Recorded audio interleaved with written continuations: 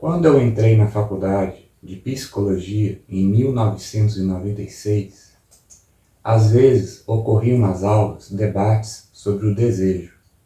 Nestes debates, nós apontávamos a impossibilidade de um desejo ser plenamente satisfeito. E alguns dos meus colegas defendiam a tese de isso ser necessário ao bem viver. Eles alegavam que um desejo plenamente satisfeito resultaria em apatia, na falta de motivação para continuar vivendo e na ausência de um propósito, um sentido, uma busca qualquer que justificasse o ato de se levantar da cama todos os dias. Assim, o fato de o desejo não ser plenamente satisfeito obrigaria a pessoa a sempre desejar algo novo diante da satisfação insuficiente encontrada na realização do desejo atual, o que supostamente manteria viva dentro de nós a chama da vida, a vitalidade na caminhada. Éramos ainda todos jovens estudantes, e isso pode ser alegado como pretexto. Contudo, aquela nossa visão de outrora reflete a posição geral, o senso comum das pessoas sobre o desejo e a busca por um sentido para a vida. As pessoas não encontram alternativa senão assentir ao ciclo interminável de sonho e decepção do desejo. Eu sonho, realizo meu sonho e percebo não encontrar o que de fato buscava, ou então não o realizo de forma alguma e sonho algo diferente, e assim indefinidamente, até que a idade ou a doença me obrigue a enfrentar o fato de não haver mais tempo para sonhar, e eu tenha que me virar para encontrar na fé ou noutro tipo de crença um sentido para uma existência que não se completou, não conseguiu se realizar. Como as coisas chegam neste ponto? Todo sonhador aguerrido, aquele que emprega toda a sua vitalidade na corrida pela realização de seus sonhos, percebe, na medida que alcança suas metas e estipula novas metas a serem alcançadas, que sua busca adquire progressivamente um tom ansioso. A experiência nos capacita a antecipar, sempre com mais clareza, os obstáculos a serem enfrentados na conquista de cada nova meta estipulada e a calcular, sempre com maior precisão, a probabilidade do êxito ou do fracasso. Essa experiência, por si só, cria gatilhos de ansiedade ao longo da caminhada. Contudo, a experiência da satisfação insuficiente nas realizações passadas é o maior problema. Antecipar que a realização futura também será insuficientemente satisfatória induz, por um lado, a buscar metas cada vez mais megalomaníacas e irreais, e por outro, a descrer paulatinamente na possibilidade de uma realização de fato libertadora, que celebraria a paz da pessoa consigo mesma e com o mundo. Isso, além de também criar novos gatilhos de ansiedade, lhes confere um tom angustioso. Enquanto a ansiedade preserva o tom de uma empolgação diante dos desafios ou da expectativa pela novidade, ela pode reforçar a vitalidade. Mas a partir do ponto que a angústia, gerada pela crença na inexorabilidade da insatisfação, toma a dianteira, a corrida pela conquista de sonhos e metas passa a aparecer como um rally no qual a pessoa está sempre em desvantagem, sempre carente de atualização, está sempre em defasagem e que o peso das próprias falhas jamais é aliviado pela alegria das conquistas. Correr atrás, nunca desanimar, jamais desistir, cair e reerguer-se. ao invés de meios para se alcançar a vitória, transformam-se em armas de defesa, num rally sem bandeirada de chegada, no qual a meta é conseguir permanecer indefinidamente numa corrida desenfreada pela manutenção da existência financeira, biológica e emocional. E o prêmio é tão somente conseguir sobreviver por mais um dia, mais um mês, mais um ano. Nesse rally sobrevivencialista, disputado numa pista, cujo passado guarda memórias de satisfações cada vez mais insuficientes, e o futuro engendra a expectativa de realizações cada vez mais distantes, os pequenos prazeres colhidos aqui e ali funcionam como válvulas de escape autoindulgentes e degradantes. Eu mereço me permitir esse excesso aqui. Eu preciso beber, me drogar, me medicar para continuar aguentando. Vou me entregar ao riso fácil da convivência social e às suas ironias, sarcasmos, gracejos. Vou me entreter com as polêmicas do dia, com as disputas ideológicas. Vou tomar um partido e preencher a falta de sentido da minha vida com um conflito político, para me convencer de que estou fazendo parte de um ideal maior do que minha pobre existência neste mundo. A satisfação buscada pelo desejo na realização dos seus sonhos é sempre pessoal. Não existe satisfação compartilhada. O meu prazer é somente meu, o seu somente seu. Eu e você podemos usufruir nossos prazeres simultaneamente, mas eu usufruo o meu e você o seu. Por isso, uma vida pautada na realização de sonhos engendra o individualismo. A partir do ponto em que a pessoa deixa de viver para começar a sonhar, ela não encontra mais tempo e espaço na sua vida, a não ser para pessoas e atividades relacionadas à busca pela realização dos seus sonhos. Em todas as novas relações humanas que ela estabelece, encontra-se uma segunda intenção, um interesse subjacente. Nos casos em que não há nenhum interesse financeiro ou profissional, há simplesmente o interesse de marcar uma posição social através da exibição de méritos, conquistas, posses. No rally da sobrevivência, em que as metas são irreais e a vitória impossível, parecer vitorioso aos olhos alheios pode assumir o valor de meta principal. E manter as aparências toma a primazia sobre a busca pela essência.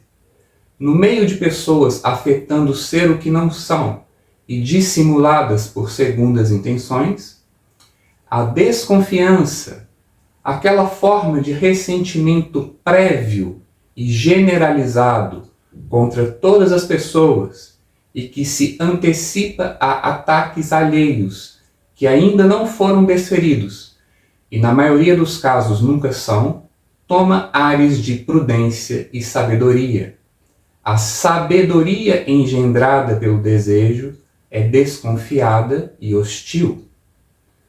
O rally da sobrevivência, no qual as pessoas se colocam inocentemente, logo no início de suas vidas adultas, romanticamente motivadas pela crença na realização de seus sonhos, acaba por se reduzir a um jogo de aparências, a um baile de máscaras, no qual as pessoas adultas perdem a capacidade de fazer amizades, se isolam e se escondem atrás de segundas intenções, e manejam o desespero, a ansiedade e a angústia que as domina com prazeres autoindulgentes, o conflito interpessoal, narrativas de vitimismo pessoal, a desconfiança, a medicação psiquiátrica, o engajamento em alguma fé ou ideologia política.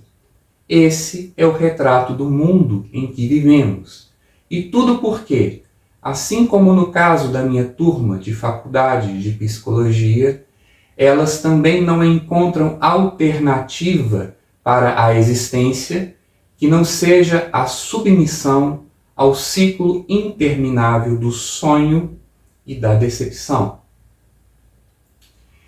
Eu me formei em psicologia, fiz minha formação completa em filosofia, depois em coaching, e ao longo da minha própria caminhada encontrei uma alternativa ao desejo.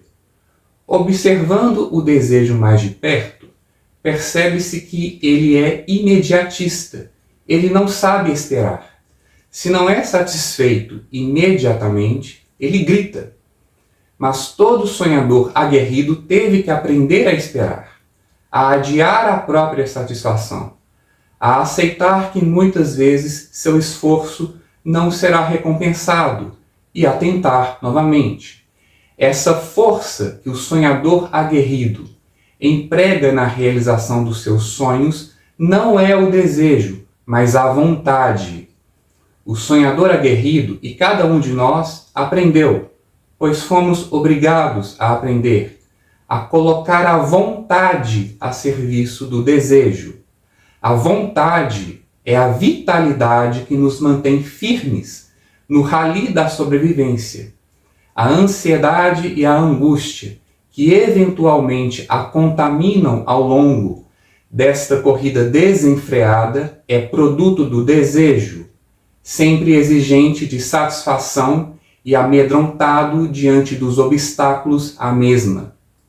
Apesar de termos nos habituado a submeter nossa vontade ao desejo, a vontade é uma força independente, e ao desvincularmos a vontade do desejo, ela passa a atuar como uma força direcionada a nos libertar do desejo e a quebrar o ciclo interminável de sonho e decepção no qual estamos presos. O desejo busca a satisfação futura. A vontade é a alegria de viver presente. O desejo busca a realização futura de um sonho porque acredita na possibilidade de pacificar a pessoa consigo mesma e o mundo. A vontade sabe que essa pacificação é real, porque ela é essa paz em ato. A vitalidade da vontade, sua alegria de viver, é esta paz. O desejo busca fora o que lhe falta dentro. A vontade busca externar para fora de si o que já tem dentro de si. O prazer proporcionado pelo desejo é pessoal e engendra o individualismo. A vontade se alegra em participar, em colaborar, em estar presente e buscar um mundo sem segundas intenções. Ela se alegra com o bem-estar alheio. O desejo sonha, a vontade desperta. Para desvincular a vontade do desejo, é preciso limpar a mente do conhecimento acumulado pela experiência de anos, quiçá décadas, no rally sem bandeirada de chegada do desejo. É preciso retirar o foco de atenção das conquistas e redirecioná-lo à liberdade. A vontade, enquanto alegria de viver presente, é essa liberdade em potencial. Por isso, ela sabe que essa liberdade é real. Mas para se realizar em ato, ela precisa superar o medo. O desejo coloca a pessoa num limbo entre o passado de satisfações cada vez mais insuficientes e o futuro de sonhos cada vez mais distantes.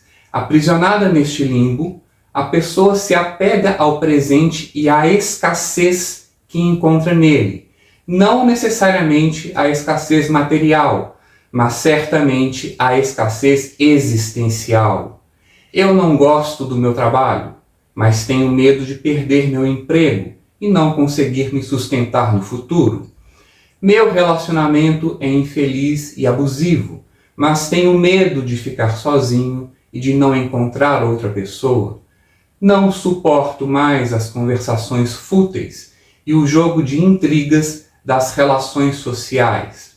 mas tenho medo de perder minha posição no grupo e do que as pessoas vão pensar de mim. No limbo do presente, assombrado pelo passado de decepções e desanimado pelo futuro de sonhos improváveis, a pessoa perde a motivação para se arriscar e busca a segurança através da luta pela manutenção de suas condições existenciais atuais que, apesar de aprisioná-la à escassez, garantem a sua sobrevivência física e emocional.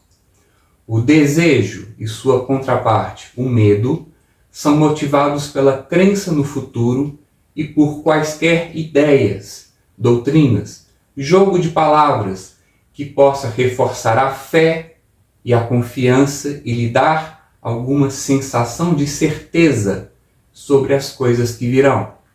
A vontade é a alegria de viver o presente e por isso ela é automotivada. Ela sabe que o futuro, apesar de incerto, será enriquecedor enquanto ela não se abater. O desejo, aprisionado ao limbo da escassez presente, encara as possibilidades futuras como ameaçadoras. A vontade, enquanto alegria presente de viver, as encara como promissoras. Tanto o desejo quanto a vontade criam sua própria versão do presente.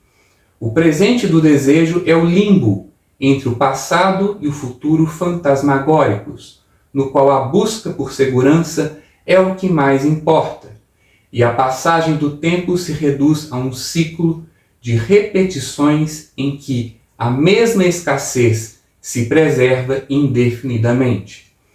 O presente da vontade é a alegria de viver para a qual o passado não passa de um sonho que se desvanece a cada amanhecer, e o futuro é a fonte imprevisível e inesgotável que renova continuamente o presente.